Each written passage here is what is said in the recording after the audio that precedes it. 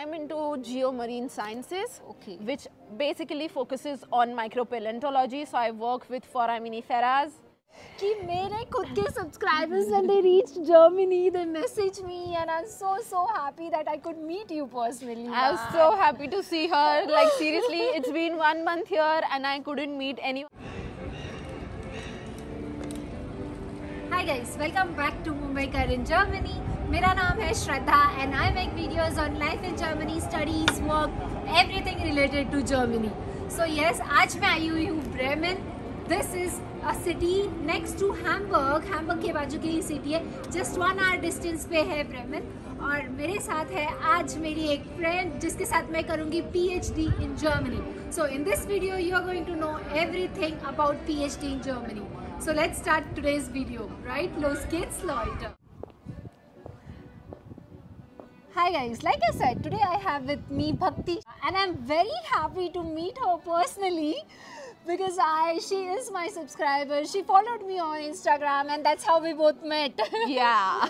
So yeah, I think it was just 15 days before, right? Yes. So she just messaged me and she's near to Hamburg. That was the best. Today we are here in Bremen.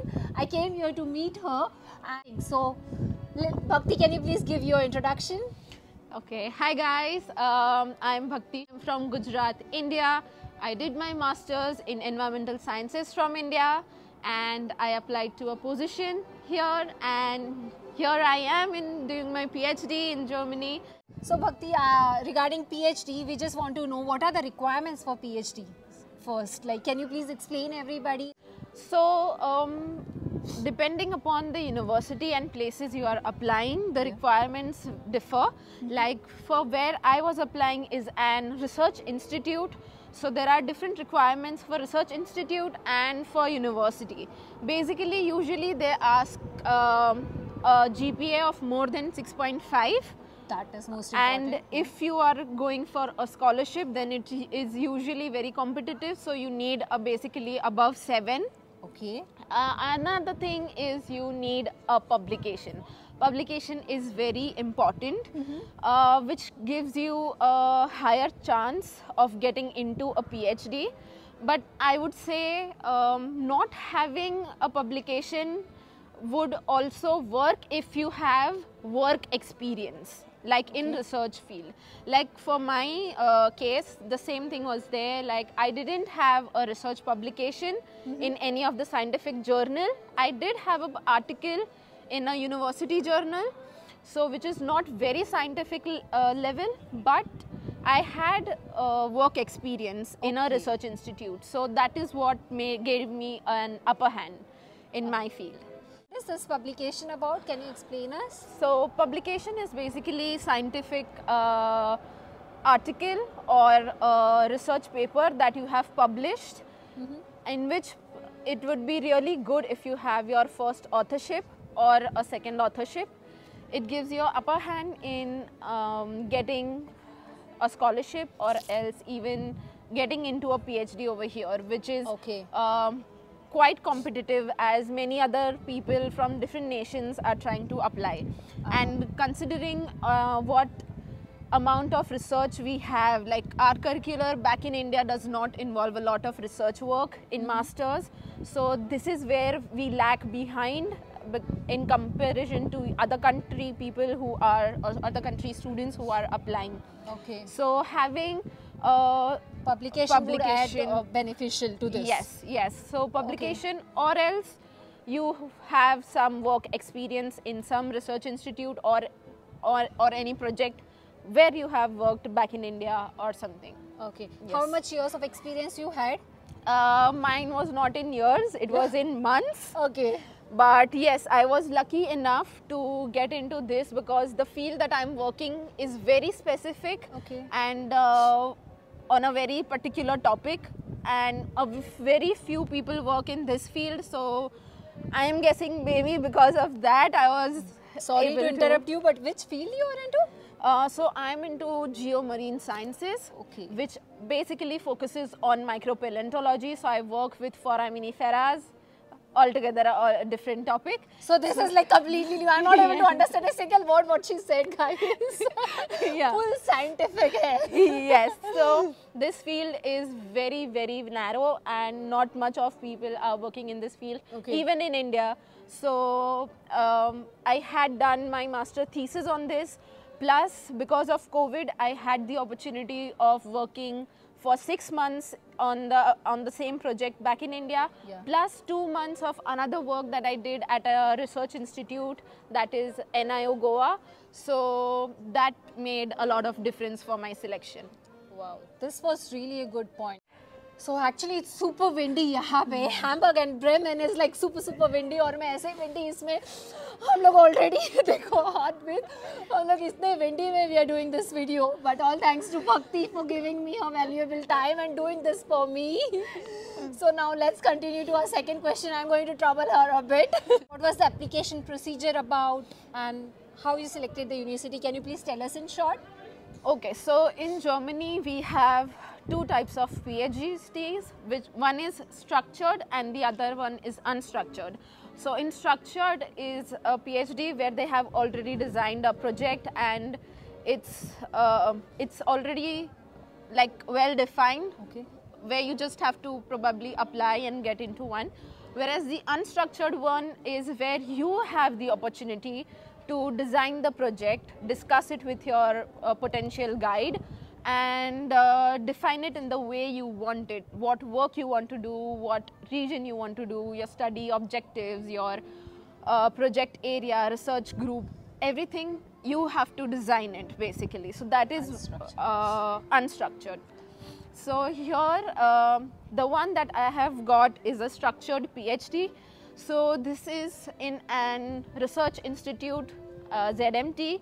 So there this was a position that was advertised at their site. So the most important thing is you have to continuously keep a check on the university websites or institute websites which are working in the field where you want to, of your interest basically.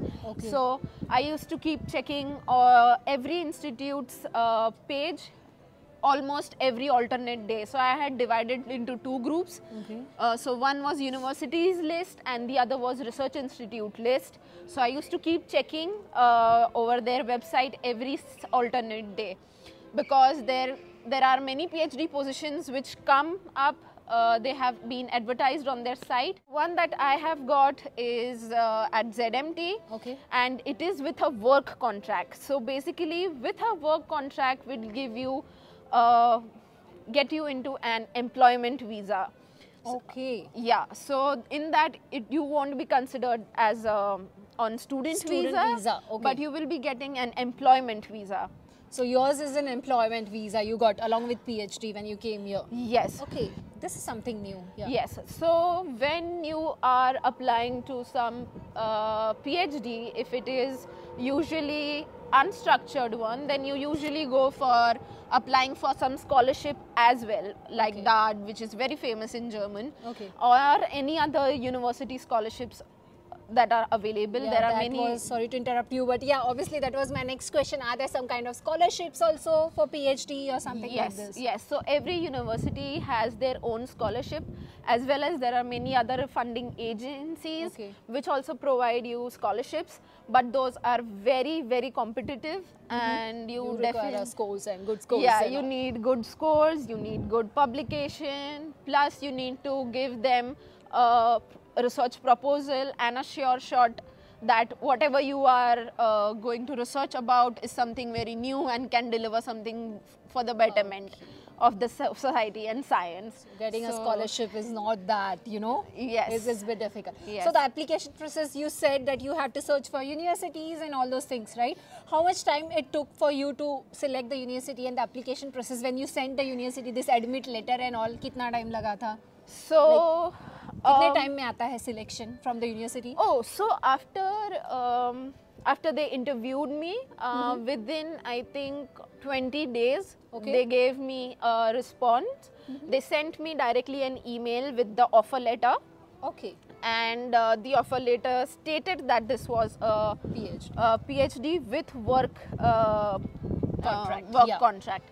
So basically there is an interview and all those things happen, like the university itself takes the interview. Yes. Okay. So because this was structured, so there was the guide and some other panelists. There are usually 4 to 5 people who will be taking your interview, and these are going to be your panelists even during your thesis work majorly. So they will take your interview. They usually ask you more about general questions and even try and see what is your aptitude about that field.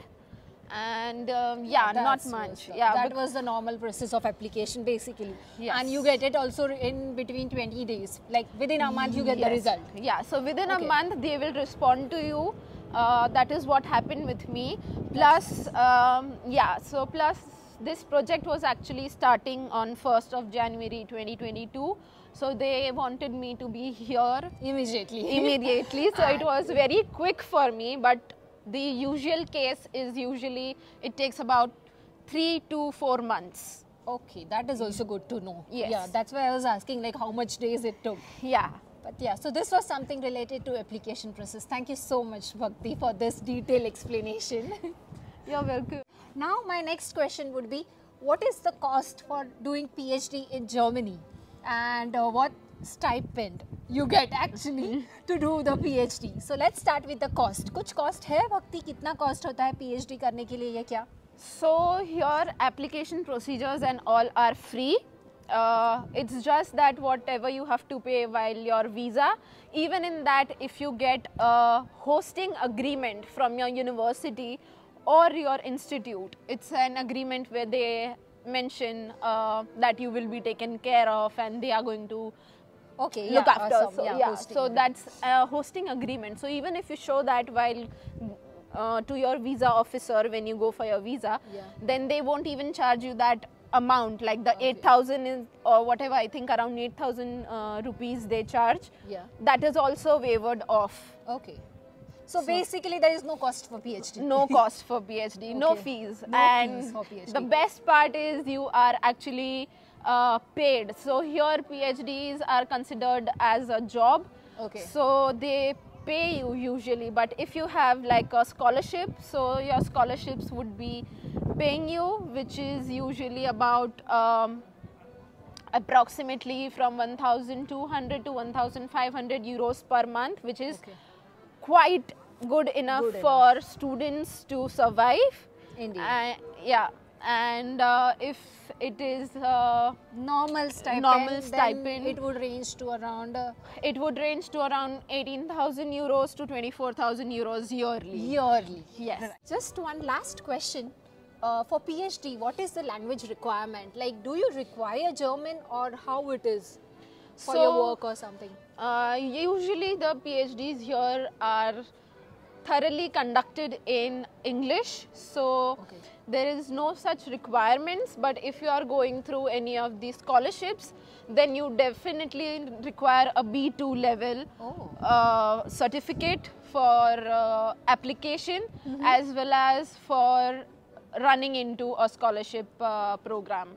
So for you don't had any German language, right? No, I didn't had any. You didn't do any level of German. No German. Yeah, no German. At all. Nothing at all.